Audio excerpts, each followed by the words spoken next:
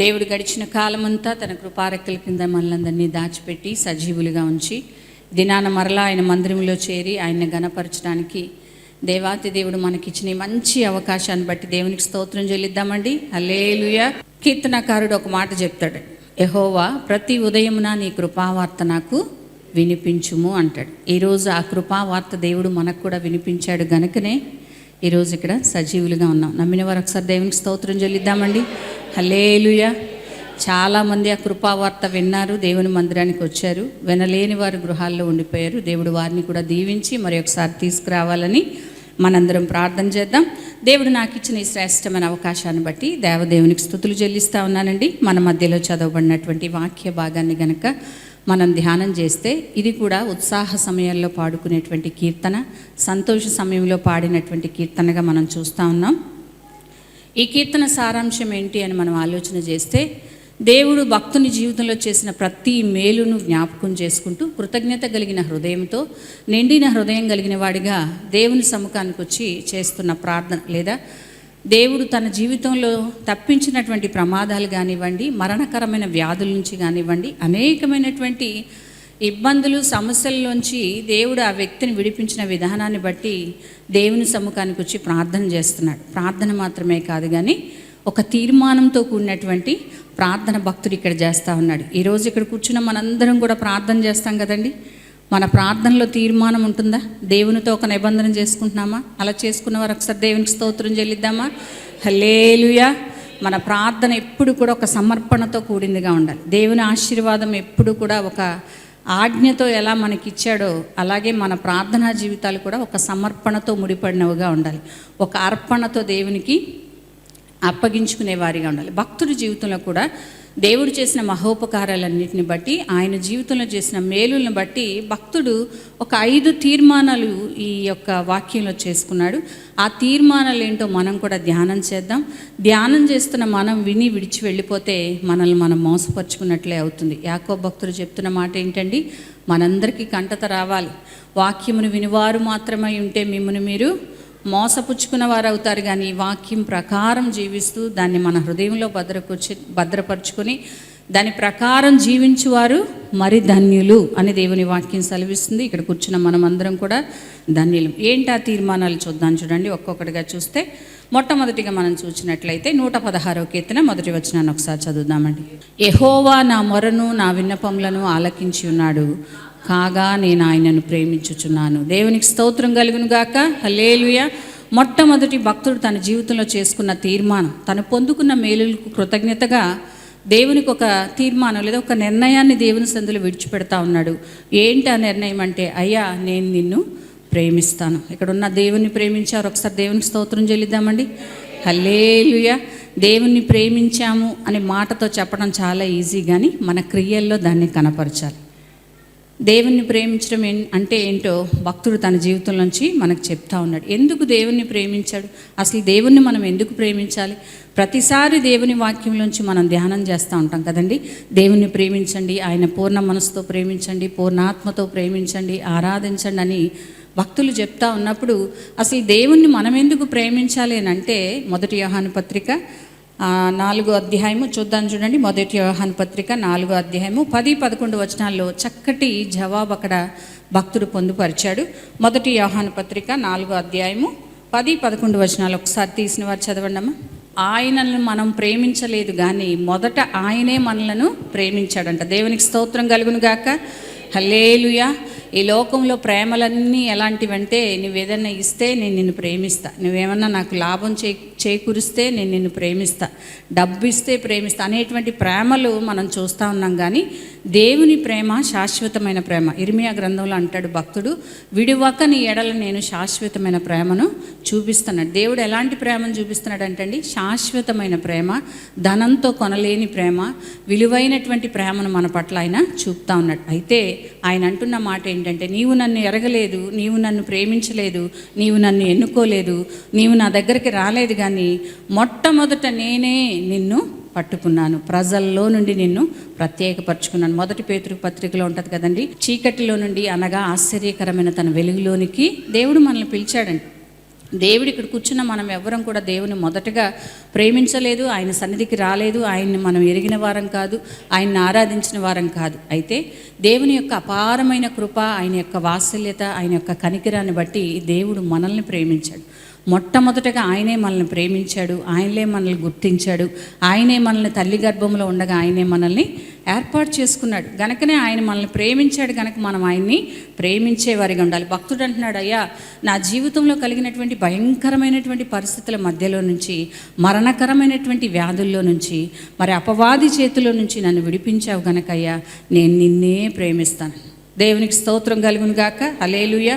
అంత మాత్రమే కాదు కానీ ఎందుకు ప్రేమించాలి దేవుణ్ణి అంటే, మనం వాక్యంలో చూస్తే ద్వితీయోపదేశకాండము 5వ అధ్యాయము 6వ వచనంలో ఒక మాట ఉంటుంది, నీ పూర్ణ హృదయముతో నీ దేవుడైన యెహోవాను ప్రేమించాలి, సేవించాలి, ఘనపరచాలి.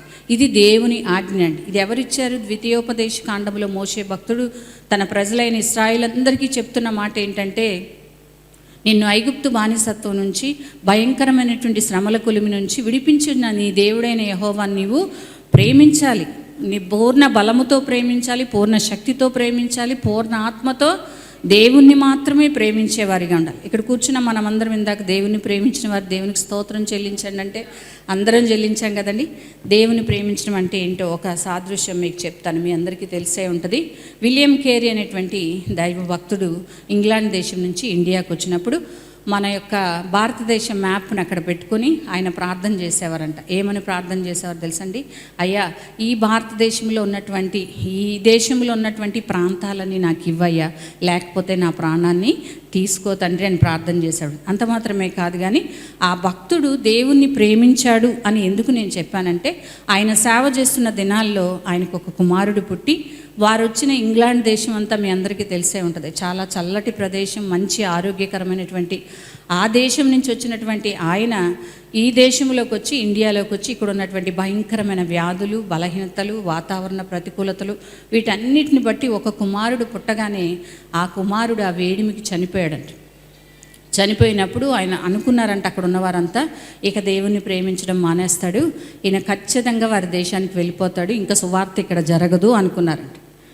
అయితే చనిపోయిన బిడ్డని పాతిపెట్టి వచ్చిన తర్వాత ఆయన ప్రార్థన చేసుకున్నాడంట, అయ్యా నీవు ఇచ్చావు, నువ్వు తీసుకున్నావు, నీకు వందనాలు. అక్కడి నుంచి వచ్చేలోపే ఇంటిలో ఉన్నటువంటి భార్య ఆ కుమారుడి కొరకు ఏడుస్తూ ఏడుస్తూ పిచ్చిదైపోయిందండి. ప్రజలు అనుకున్నారు అప్పుడు బిడ్డ చనిపోయినప్పుడు మారలేదు, కనీసం భార్య కూడా పిచ్చిదైపోయింది కనుక ఇక్కడే ఉంటాడు, ఇంకా సువార్త చేయడు, ఇంకా బైబిల్ గ్రంథాలు వ్రాయడు, తర్జుమా చేయడు అనేటువంటి ఒక ఆలోచనలకు ప్రజలందరూ వస్తే, వారందరి ఆలోచనలకు అతీతంగా నా దేవుడిని నేను ప్రేమిస్తాను, ఆయనే ఇచ్చాడు, ఆయనే తీసుకున్నాడు, ఆయనకే మహిమ కలుగునుగా కానీ భార్యను కూడా అక్కడ విడిచిపెట్టేసి మరలా తాను వచ్చిన పనిలోకి వెళ్ళాడు, తన పిలుపుని అందుకున్నాడు, దేవుణ్ణి ప్రేమించడం మానలేదండి. దేవునికి స్తోత్రం కలుగును గాక, హల్లెలూయా. దేవుణ్ణి ప్రేమించడం అంటే ఏంటి అని ప్రతిసారి మనం ధ్యానం చేసినప్పుడు యోబు భక్తుడిని జ్ఞాపకం చేసుకుంటాం. కానీ అనేక మంది భక్తులు మన ముందు కనబడతా ఉన్నారండి, సాక్ష్యాలుగా వారి జీవితాలు మన ముందున్నాయి. కనుక దేవుణ్ణి ప్రేమించేవారిగా ఉండాలి. కొంచెం ఎండొస్తే దేవుని ప్రేమ మనలో మన ప్రేమ మారిపోద్ది. కొంచెం వర్షం వస్తే ప్రేమ మారిపోతుంది, కొంచెం చలిగాలి వస్తే దేవుని మీద ప్రేమ పోతుంది. కానీ దేవుణ్ణి ప్రేమించడం అంటే ఏంటో తెలుసండి? దేవుడు మనకిచ్చిన అన్నిటికంటే, అందరికంటే మొట్టమొదటిగా దేవునికి ప్రథమమైన స్థానాన్ని ఇస్తూ ఆయన్ని మాత్రమే ప్రేమిస్తున్నానని చెప్పి ఆయన కొరకు జీవించడమే ప్రేమ. చాలామంది తెలివిగా చెప్పే ఒక మాట ఏంటంటే, నేను నిన్ను ప్రేమిస్తున్నానని ప్రేమ కనబడుతుందా అంటారు. కనబడాలండి, క్రియల్లో కనబడాలి ప్రేమ. మమ్మీ ఐ లవ్ యూ అంటే సరిపోదు, కానీ ఐ లవ్ యూ అన్నదానికి ఒక రుజువు కావాలి, ఏదో గిఫ్ట్ కావాలి. యేసుప్రభు చూపించారా లేదండి? దేవుడు లోకమును ఎంతో ప్రేమించెను, యోహాను సువార్త 3:16. అయితే ఎలా ప్రేమించాడు, ఎలా తెలుసుకున్నాం ఆయన ప్రేమను మనం అంటే, ఆయన ప్రాణాన్ని మన కొరకు ఇచ్చినంతగా త్యాగం చేశాడు. ఆయన ప్రాణాన్ని మనకి దానముగా ఇచ్చాడండి. అది గనక మనం ప్రేమిస్తున్నామనంటే మన క్రియల్లో కనిపించాలి. ఇప్పుడు చెప్పండి, దేవుని ప్రేమిస్తున్న వారంతా దేవునికి స్తోత్రం. అయ్యా నిన్నే ప్రేమిస్తానయ్యా, నీ మందిరానికి వస్తానయ్యా, ఎండైనా వానైనా వరదైనా వర్షమైనా ఏదైనా నీ సన్నిధిలో ఉంటానయ్యా అన్నవారు మాత్రమే దేవునికి స్తోత్రం చెల్లించండి. హల్లెలూయా. గనక ఎల్లప్పుడూ కూడా దేవుని ప్రేమించేవారిగా ఉండాలి. ప్రేమించడం అంటే అది కట్టడ, దేవుడిచ్చిన ఆజ్ఞ.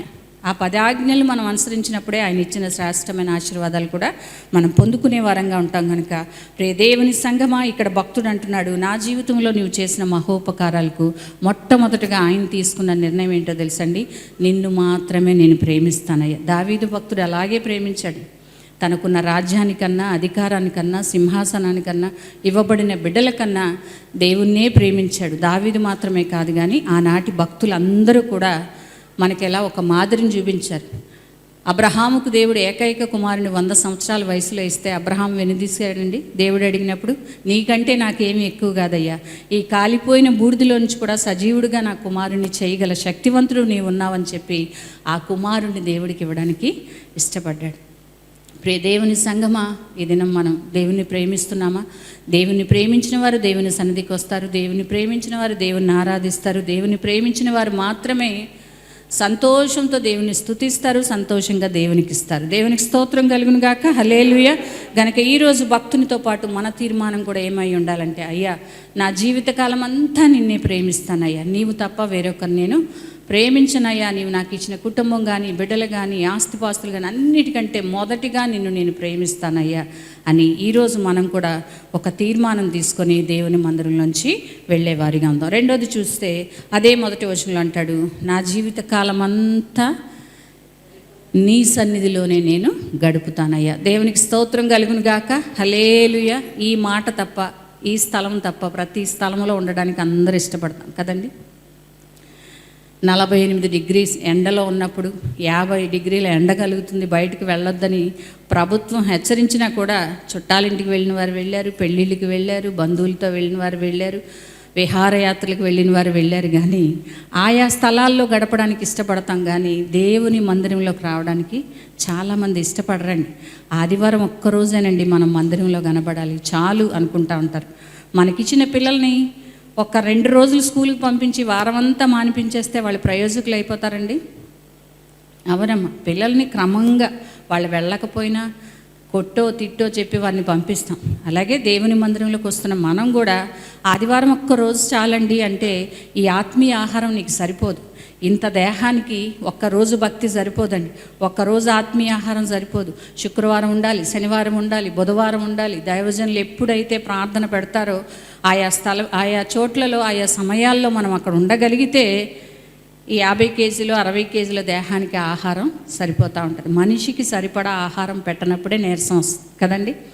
అలాగే మనం కూడా మన ఆత్మీయ జీవితంలో ఆత్మకు సరైన ఆహారం పెట్టలేకపోతే అది ఎప్పుడూ బలహీనమైపోతుంది. ఎందుకు ఈ మాటలు చెప్తున్నానంటే, ఆనాటి భక్తులందరూ కూడా వారి గృహాల్లో కంటే, రాజమందిరాల్లో కంటే, సింహాసనం మీద కంటే, వారికి ఉన్న కుటుంబాలతో కంటే నా దేవుని మందిరములో ఉండుట నాకు ఇష్టమని చెప్పిన వారు ఉన్నారండి. అందులో దావీదు భక్తుడు ప్రప్రథమంగా మనం చెప్పుకోవచ్చు.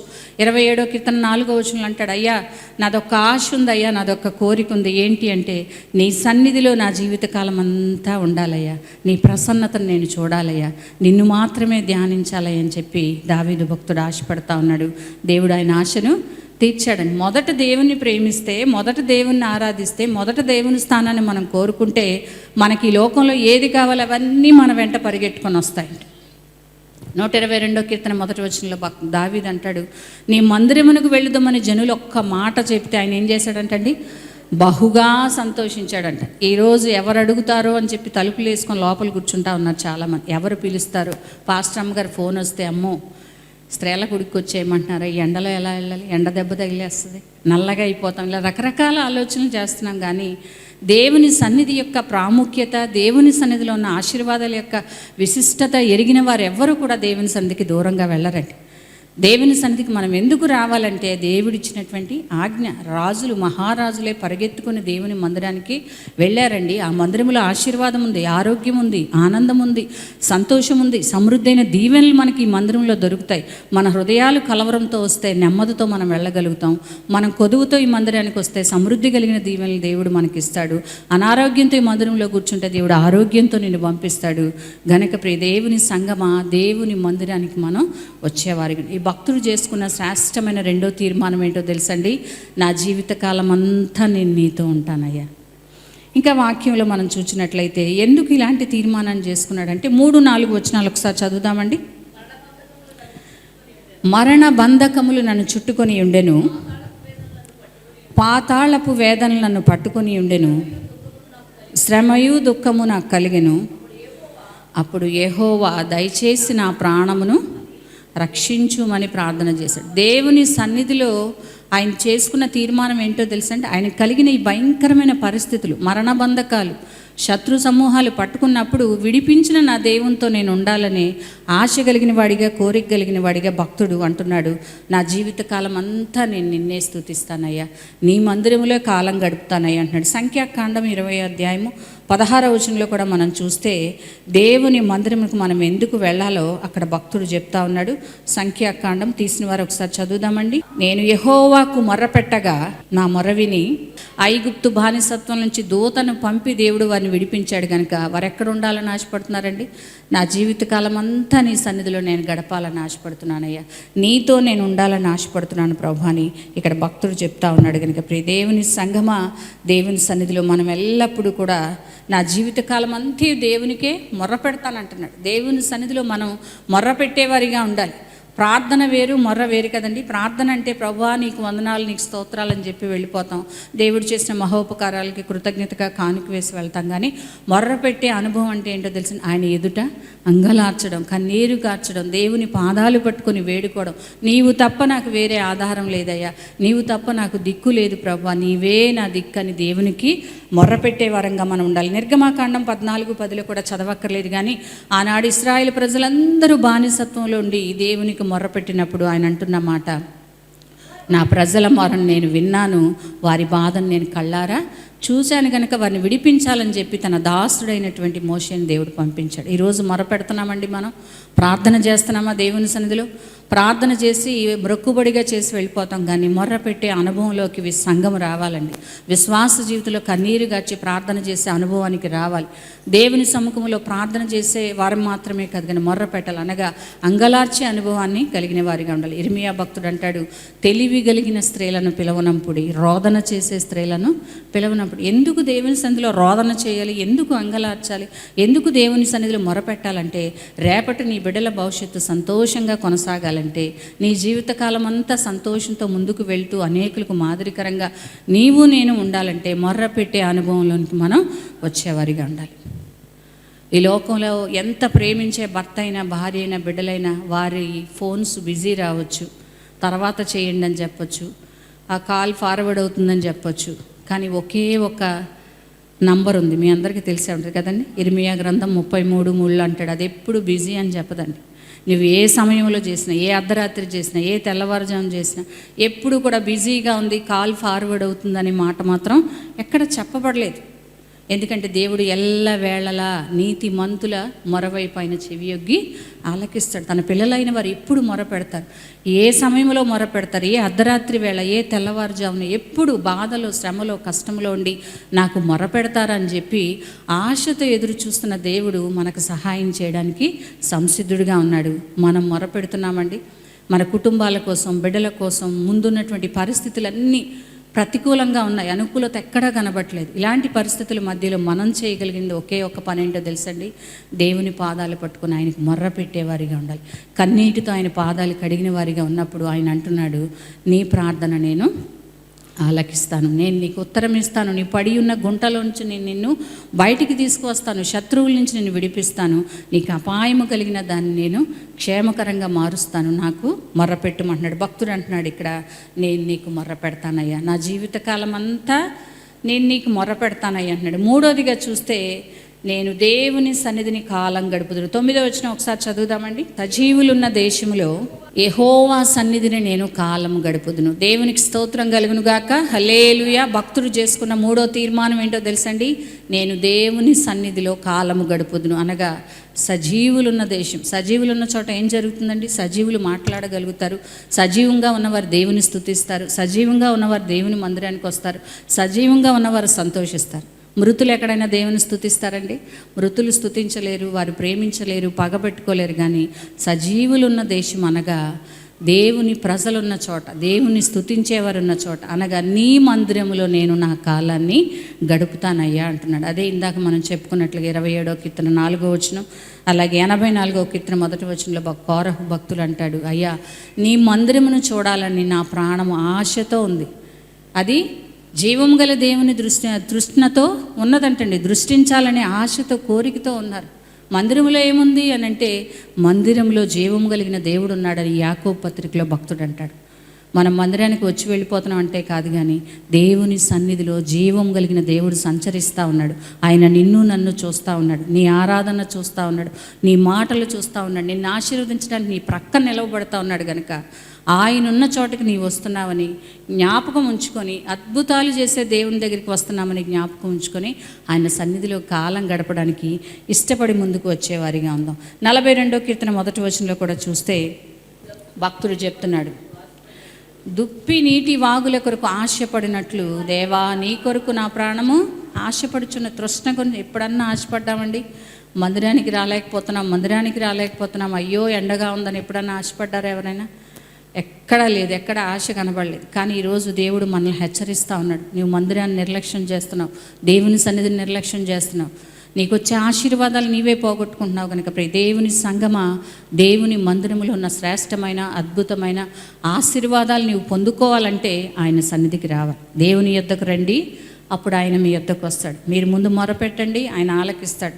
మనకు కావలసిన సమస్తాన్ని ఇవ్వడానికి ఆయన సిద్ధంగా ఉన్నాడు. కనుక ఆయన సన్నిధికి మనం ఎల్లప్పుడూ కూడా వచ్చేవారిగా ఉండాలి, ప్రార్థన చేసేవారిని. ఈ భక్తుడు ఈ తీర్మానం చేసుకోవడానికి గల కారణం ఏంటంటే 8వ వచనంలో చెప్తాడు ఒక మాట చూడండి. 116వ కీర్తన 8వ వచనం, మరణము నుండి నా ప్రాణమును, కన్నీళ్లు విడవకుండా నా కన్నులను, జారి పడకుండా నా పాదములను నీవు తప్పించి ఉన్నావు. ఒక వ్యక్తి జీవితంలో ఇంతకు మించిన క్షేమం ఏముంది చెప్పండి? మరణము నుండి మన ప్రాణాన్ని తప్పిస్తున్నాడు, కన్నీళ్లు విడవకుండా మన కన్నులను, జారి పడకుండా మన పాదములు ఆయన తప్పిస్తున్నాడు. ఇంతకన్నా క్షేమం ఎక్కడుంది చెప్పండి? క్షేమాన్ని ఇచ్చే దేవుణ్ణి విడిచిపెట్టేస్తున్నాం, క్షేమస్థితి కలిగినటువంటి మందిరానికి రాకుండా దూరంగా వెళ్ళిపోతున్నాం. కనుక దేవుని సంఘమా, ఈ ఉదయం దేవుడు మనల్ని హెచ్చరిస్తూ ఉన్నాడు. తీర్మానం చేసుకుందామండి. వరదైన, వర్షమైన, ఎండైన ప్రభువా నీ మందిరములో ఉండడానికి ఇష్టపడతానయ్యా, సమయం నీతో గడపడానికి ఇష్టపడతానయ్యా, నిన్ను నా నాయకుడిగా, నా యజమానుడిగా చేసుకుంటాను ప్రభువా, నీకు లోబడి జీవిస్తాను తండ్రి అని ఒక చక్కటి శ్రేష్టమైన తీర్మానాన్ని ఉదయకాల సమయంలో భక్తుడితో కలిసి మనం కూడా చేసుకునేవారిగా ఉంటే ఆయన మందిరములో ఉన్న ఆశీర్వాదాలన్నీ మన సొంతం అవుతాయి. దేవునికి స్తోత్రం కలుగును గాక. హల్లెలూయా. 4వదిగా ఒక మాట చెప్తాను చూడండి. 4వదిగా చూస్తే 116వ కీర్తన 12-13 వచనాలు అంటాడు, యెహోవా నాకు చేసిన ఉపకారములకు నేను ఆయనకి ఏమి చెల్లించెదను, రక్షణ పాత్రను చేతపుచ్చుకుని ఆయన నామం పేరట ప్రార్థన చేసేదను. దేవునికి స్తోత్రం కలుగును గాక. మన జీవితాల్లో ఉన్న క్రోధ పాప పాత్రను ఆయన తీసుకొని, ఆయన భరించి, ఆయన వహించి, ఆయన చేతిలో పెట్టుకొని మనకు రక్షణ పాత్రనిచ్చాడు. నమ్మిన వారు దేవునికి స్తోత్రం చెల్లిద్దామండి. రక్షించబడ్డం నా గొప్పతనం అండి, నా భక్తండి, నా నీతండి అన్నవారు ఎవరన్నా ఉన్నారండి? రక్షణ యెహోవా ఉచితంగా మనకిచ్చాడండి. నశించిపోతున్న మనల్ని వెతికి ఆయన రక్షణ పాత్రను మనకిచ్చాడు. ఆ పాత్రను తీసుకెళ్ళి ఎక్కడ పెడుతున్నాం మనం? దాన్ని దీపస్తంభం మీద పెట్టాలండి, లేదా ప్రజలందరికీ చూపించేవారిగా ఉండాలి. అయ్యో ఒకప్పుడు నశించిపోతున్న నా జీవితాన్ని నా దేవుడు రక్షించుకున్నాడు, ఇన్ని మేలులతో తృప్తిపరిచాడు, ఇంత ఆశీర్వాదాన్ని ఇచ్చాడు, ఒకప్పటి నా దీనస్థితిని మార్చివేశాడు, ఉన్నత స్థితిలో నన్ను ఉంచాడని దేవుడు నీకు ఇచ్చిన రక్షణను గురించి ఇతరులకు సాక్ష్యం ఇచ్చేవారంగా ఉన్నామా? అలాంటి తీర్మానం మనం చేసుకోవాలి. అయ్యా నాకు రక్షణ ఇచ్చినందుకు నీకు వందనాలయ్యా, ఈ పాపిని పరిశుద్ధంగా మార్చినందుకు వందనాలయ్యా, నా మురికి జీవితాన్ని ముత్యంగా చేసి నీ మహిమతో నింపినందుకు వందనాలయ్యా, ఈ రక్షణ పాత్రను నాకు ఇచ్చావు తండ్రి, ఇది పట్టుకొని నీ నామం పేరట నీవెక్కడికి వెళ్ళమంటే అక్కడికి వెళ్ళి ప్రార్థన చేస్తానయ్యా అనే తీర్మానం మనం చేసుకునే వారిగా ఉండాలి. దేవునికి స్తోత్రం కలుగును గాక. హల్లెలూయా. చివరిగా ఒక మాట చూద్దాం చూడండి. చివరిగా 5వదిగా భక్తుడు చేసుకున్న తీర్మానం ఏంటంటే 14వ వచనం 19వ వచనాన్ని ఒకసారి చదువుదామండి. యెహోవాకు నా మ్రొక్కుబళ్లను చెల్లించేదను, ఆయన ప్రజలందరి ఎదుటనే చెల్లించేదను. 19వ వచనం కూడా ఒకసారి చదువు. యెరూషలేమా మీ మధ్యను నేను యెహోవాకు నా మ్రొక్కుబళ్లను చెల్లించేదను. దేవునికి స్తోత్రం కలుగును గాక. హల్లెలూయా. మొట్టమొదట చెప్పినట్లుగా సమర్పణతో కూడిన ప్రార్థనా జీవితం కలిగి, మ్రొక్కుబడితో కూడినటువంటి ప్రార్థనా జీవితం మనం కలిగి. ఇక్కడ అంటున్నాడు భక్తుడు, నేను చేసుకున్న మ్రొక్కుబళ్ళను ఎక్కడ చెల్లిస్తాడంటండి? యెరూషలేమా మీ మధ్యన అనగా దేవుని సంఘములో ఆయన మొక్కుబళ్ళు చెల్లిస్తాడు. సమాజంలో ప్రజల ఎదుట, అధికారుల ఎదుట ఆయన్ని గణపరుస్తూ ఆయనకు మొక్కుబళ్ళు చెల్లిస్తానంటున్నాడు. ఈరోజు ఇక్కడ కూర్చున్న వారు ఆపద కలిగినప్పుడు, కష్టం కలిగినప్పుడు, దేవా నన్ను విడిపిస్తే నీకు ఇది చేస్తానయ్యా, నేను ఇలా చేస్తానయ్యా, ఇన్ని రోజులు ఉపవాసం ఉంటాను, ఇంత కానుక ఇస్తానయ్యా అంటాం. కానీ కొన్ని రోజులు మేలు పొందుకున్న తర్వాత మర్చిపోతూ ఉంటాం. దాన్ని మనం చేసుకున్న తీర్మానాలు మర్చిపోతాం. దేవుని వాగ్దానాలు జరగాలని ఆశపడతా ఉంటాం. దేవుని సంఘమా, మొక్కుకున్నవారు ఖచ్చితంగా నెరవేర్చాలని ప్రసంగి గ్రంథం 5వ అధ్యాయం 4వ వచనంలో ఉంటాడు. నీవు మొక్కుకున్న మొక్కుబడి ఖచ్చితంగా దేవునికి ఇవ్వాలి. లేని ఎడల మొక్కుకొనకుండా ఉండటమే మేలు అంటాడు భక్తుడు. నా మొక్కుబళ్ళన్నీ చెల్లించేస్తానయ్యా అంటున్నాడు. మన దగ్గర ఏముందండి చెల్లించడానికి? మనమే దేవునికి కానుకగా రావాలి. మన ప్రాణాత్మ దేహం లేదా మన హృదయమే దేవునికి కానుకగా ఇచ్చేవారిగా ఉండాలి. దేవునికి స్తోత్రం కలుగును గాక, హల్లెలూయా. అలాంటి చాలామంది వారి దగ్గర ఉన్న దానిలో ఒక శ్రేష్టమైనది ఇచ్చేసి వెళ్ళిపోతూ ఉంటారు. అది కాదండి దేవుడు కోరుకున్నది. దేవునికి నువ్వు మొక్కుబడి చేసుకోవాల్సింది ఏంటో తెలుసండి? నీ సమయాన్ని మొక్కుబడి చేయాలి, నీకున్న బిడ్డల్ని మొక్కుబడి చేయాలి, నీకున్న ధనములో మరి శ్రేష్టమైనది మొక్కుబడి చేయాలి. చాలామంది చేసేదండి ఏదో ఇట్లే అనుకున్నాం కదా ఇచ్చేస్తే పోవాలంటే అది కయ్యను అర్పణగా ఉండిపోద్ది. కానీ నీవు మొక్కుకున్న దానిలో హేబేలు వలె శ్రేష్టమైనది దేవునికి ఇచ్చేవారంగా. మన దేవుడు మాట తప్పనివాడు, మారనివాడు గనుక ఆయన సేవిస్తున్న ఆయన పిల్లలమైన మనం కూడా ఆయన సన్నిధిలో చేసుకున్న మొక్కుబడిని ఎల్లప్పుడూ కూడా చెల్లించేవారిగా ఉండాలి. కృతజ్ఞతార్పణలతో ఆయన మందిరంలోనికి మనం వచ్చేవారిగా ఉండాలి. దేవునికి స్తోత్రం కలుగును గాక, హల్లెలూయా. మన మొక్కుబళ్ళను చెల్లించేవారు. భక్తుడు అంటున్నాడు, నా మొక్కుబళ్ళను నేను చెల్లిస్తాను. ఎక్కడ చెల్లిస్తాడు? 19వ వచనం ఒకసారి చదువుదామండి. యెరూషలేమా మీ మధ్యను నేను యెహోవాకు నా మొక్కుబళ్ళు చెల్లించేదను. దేవుని మందిరములో, యెరూషలేము అనగా దేవుని సంఘానికి సాదృశ్యంగా ఉంది కనుక దేవుని మందిరంలో నీవు చేసుకున్న మొక్కుచి దేవునికి కృతజ్ఞత అర్పణలు అర్పించే దానవుగా, అర్పించేవారుగా మనం ఉన్నప్పుడు దేవుడు మనల్ని ఆశీర్వదిస్తాడు. ఆనాడు భక్తుడు చేసుకున్న 5 తీర్మానాలు ఈరోజు ఆయనకే మేలు చేశాడండి. ఈరోజు మనకు చేయలే. మనం ఈరోజు బ్రతికి ఉన్నామంటే దేవుని కృప అండి. హాస్పిటల్లోకి వెళ్తే యవ్వనస్తులు భయంకరమైన పరిస్థితుల్లో ఉంటున్నారు. కాళ్ళు కదపలేరు, చేతులు కదపలేరు, వాళ్ళు ఏడుస్తుంటే, తల్లిదండ్రులు ఏడుస్తుంటే, వాళ్ళ ముందు కూర్చొని భార్య ఏడుస్తుంటే, ఎంత భయంకరమైన పరిస్థితుల మధ్యలో మరి పరిస్థితులు ఉన్నాయో మీ అందరూ చూస్తూ ఉన్నారు. వార్తలు మీ అందరూ వింటానే ఉన్నారు. కానీ మన దేవుడు మరణకరమైన పరిస్థితుల నుంచి మనల్ని విడిపిస్తున్నాడు. సజీవులుగా మనల్ని చేశాడు. మన కుటుంబాల్లో సంతోష సమాధానాలు ఇచ్చాడు. నిత్యమైన ఆశీర్వాదాల ఆనందాలతో మనం నింపుతున్న దేవునికి మనం మొక్కుబడి చేసుకుందామండి. భక్తునితో పాటు మనం కూడా ఈ తీర్మానాలు చేద్దాం. ఏం చెప్పాడండి? మొట్టమొదటిగా భక్తుడు ఏం చేశాడు? అయ్యా నా జీవితకాలం అంతా నిన్ను మాత్రమే నేను ప్రేమిస్తానయ్యా అన్నాడు. రెండోదిగా చూస్తే నీ సన్నిధిలో మొరపెట్టుకుంటా అన్నాడు. మూడోదిగా చూస్తే నీ సన్నిధిని కాలం గడుపుతానయ్యా అన్నాడు. నాలుగోదిగా చూస్తే నీవు నాకు ఇచ్చిన రక్షణ పాత్రను చేతపుచ్చుకొని నీ నామం పేరిట ప్రార్థన చేస్తాయే, అనేక చోట్ల నీ సాక్షిగా ఉంటాన్నాడు. చివరిగా నేను ఏదైతే మొక్కుకున్నానో, ఏదైతే నీ సన్నిధిలో ఒప్పుకున్నానో దాన్ని ఖచ్చితంగా నెరవేరుస్తాను ప్రభు అని చెప్పి భక్తుడు చెప్తా ఉన్నాడు. భక్తునితో కలిసి దేవుని మేలులను అనుభవించిన మనం, ఎన్నో కీడులు తప్పించబడిన మనం కూడా ఒక శ్రేష్టమైన తీర్మానం చేసుకొని ప్రభు సన్నిధిలోంచి ముందుకు వెళ్దాం. దేవుడు తన వాక్యమును మన వినికిడిలో దీవించునుగాక. ఆమేన్. తల్ల వంచినట్లయితే చిన్న ప్రార్థన చేసుకుందాం.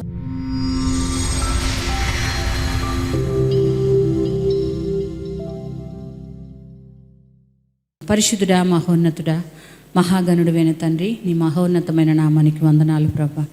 ఈ ఉదయకాల సమయంలో అయ్యా మరి ఒక్కసారి మేము ఎలా బ్రతకాలో మాకు నేర్పించినందుకు వందనాలు. మరలా మమ్మల్ని మాకు జ్ఞాపకం తెచ్చినందుకు వందనాలు ప్రభా. నిన్ను ప్రేమించుకుండే లోకంలో ఉండిపోతున్నాం తండ్రి.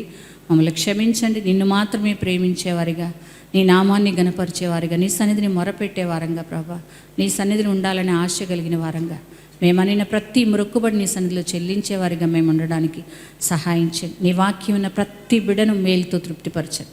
నీ ఆశీర్వాదాలతో నింపి పంపించమని మీకే మహిమ, ఘనత, కీర్తి, ప్రభావాలు ఆరోపిస్తూ యేసుక్రీస్తు వారి శ్రేష్ఠ నామములో ప్రార్థించి వేడుకొంచున్నాం మా పరమ తండ్రి. ఆమేన్.